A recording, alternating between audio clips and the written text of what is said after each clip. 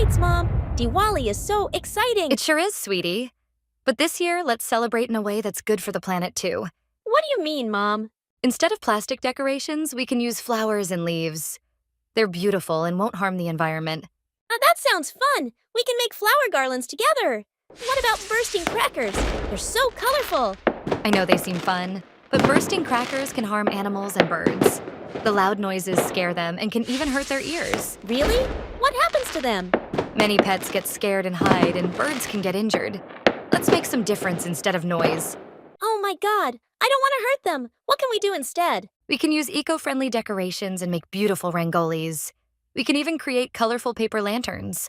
I'd love to make rangolis with natural colors. What can we give our friends? Let's make handmade gifts. They're special and show we care. I can draw pictures for everyone. After the party, what should we do? We'll clean up and sort the waste. It's important to keep our environment clean, baby. I'll help put everything in the right bins. This feels great. A clean Diwali is the best, Ma. Yes, and it's a celebration that's kind to our planet, too. Happy Green Diwali! Happy Diwali, everyone. Let's make it bright and green.